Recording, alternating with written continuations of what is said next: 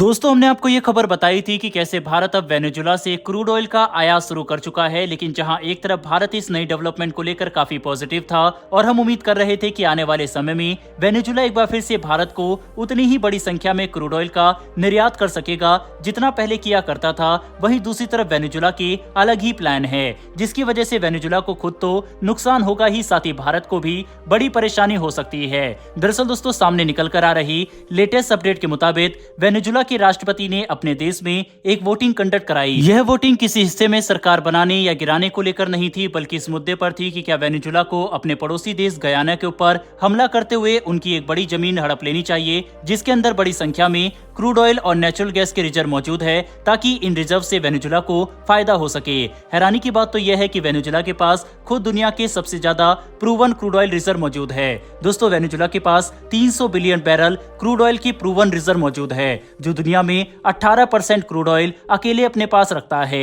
ये इतना बड़ा आंकड़ा है कि वेनेजुला के पास मौजूद ऑयल रिजर्व सऊदी अरब से भी बड़े हैं और इसके इस्तेमाल से वे आने वाले कई दशकों तक अपनी ही नहीं बल्कि दुनिया की क्रूड ऑयल की जरूरत पूरी कर सकते हैं। ऐसे में वेनेजुला चाहता है कि वह और ज्यादा क्रूड ऑयल रिजर्व हासिल करे ताकि उनका एक्सपोर्ट आने वाले समय में बढ़ सके। इसे एक तरह से आप लालच कह सकते हैं, जो क्रूड ऑयल के प्रति वेनेजुला खुलकर दिखा रहा है। पर सबसे ज्यादा चिंता की बात तो यह है कि जब वेनेजुला की सरकार ने अपने लोगों से वोटिंग करके पूछा, तब सभी ने गयाना पर हमला करके मिलिट्री का इस्तेमाल करते हुए जमीन हड़पने पर सहमति दिखाई। यानी इस वोटिंग को काफी बड़ी संख्या में समर्थन मिला, जिससे ये बात साफ हो चुकी है कि गयाना अब वेनेजुला से एक बड़े हमले का सामना कर सकता है। यानी साउथ अमेरिका में एक नया युद्ध शुरू होगा, जो कि इजराइल, हमास, यूक्रेन, रूस और अर्मीनिया, अजरबैजान के बाद पिछले कुछ समय में शुरू होता चौथा बड़ा युद्ध हो सकता है। अब भारत के लिए परेशानी ये है कि हम वेनेजुला से क्रूड ऑयल की खरीद को शुरू कर चुके हैं, जो 2020 के बाद भारत की तरफ से किए गए पहले खरीद है,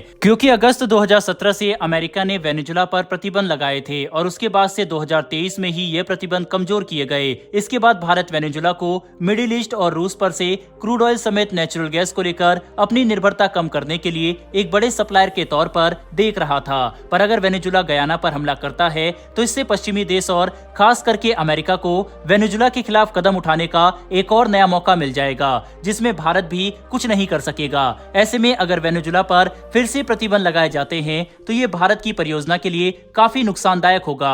जहां एक तरफ रूस लगातार क्रूड ऑयल पर डिस्काउंट कम कर रहा है, वहीं दूसरी तरफ मिडिल ईस्ट के देश भी क्रूड ऑयल की कीमत बढ़ाते जा रहे हैं, जिसकी वजह से वेनेजुला और गयाना के बीच कोई भी युद्ध फिलहाल भारत के लिए हमारी एनर्जी रिक्वायरमेंट को देखते हुए अच्छा नहीं होगा। बहरहाल बढ़ते हमारी दूसरी खबर की तरफ। तो दोस्तों, ये खबर हमारे विदेश मंत्री डॉक्टर एस जयशंकर सर की तरफ से भारत और रूस के मजबूत बायलैटरल रिलेशन पर दिए गए काफी बड़े बयान को लेकर है। दरअसल पिछले कुछ समय से लगातार सवाल खड़े किए जा रहे थे कि अगर भारत अमेरिका और फ्रांस समेत ब्रिटेन, जर्मनी जैसे पश्चिमी देशों के साथ लगातार नजदीक हो रहा है, तो हम आने वाले समय में रूस के साथ अपने संबंध कैसे संतुलित करेंगे। वहीं इसके ऊपर बात करते हुए डॉक्टर एस जयशंकर ने स्ट्रॉन्ग और क्लियर बयान दिया। उन्होंने कहा कि भारत और रूस के संबंध एक दिन, एक महीने या एक साल में नहीं बल्कि 60 साल में धीरे धीरे करके लगातार मजबूत हुए हैं। ऐसे में ये संबंध काफी पुराने हैं और इन्हें किसी भी तरह से भारत के लिए कमजोर नहीं देखना चाहिए। दरअसल उन्होंने कहा कि आज के समय में काफी लोगों को लगता है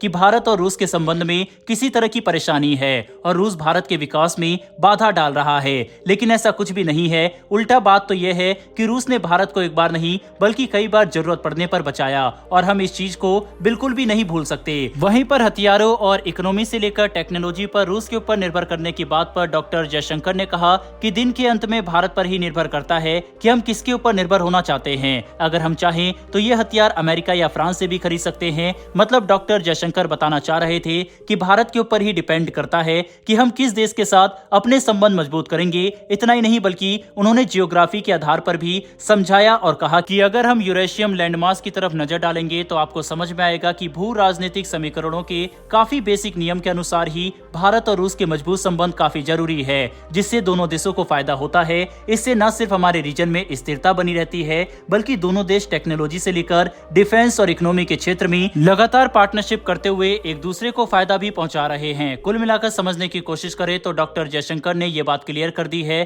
कि रूस और भारत के संबंध किसी भी तरह से कमजोर नहीं हुए हैं और रूस भारत के लिए आज भी काफी महत्व रखता है। वैसे दोस्तों, आपको क्या लगता है कि भारत जिस तरह से लगातार पश्चिमी देश और अमेरिका के नजदीक जा रहा है, क्या इससे आने वाले समय में भारत और रूस के रिश्ते कमजोर हो सकते हैं या फिर नहीं, इस पर अपनी राय कमेंट बॉक्स में लिखकर जरूर बताइएगा। बहरहाल इस वीडियो में इतना ही, फिर मिलेंगे डिफेंस और वर्ल्ड अफेयर से जुड़ी ऐसी ही एक नई वीडियो के साथ। धन्यवाद, जय हिंद।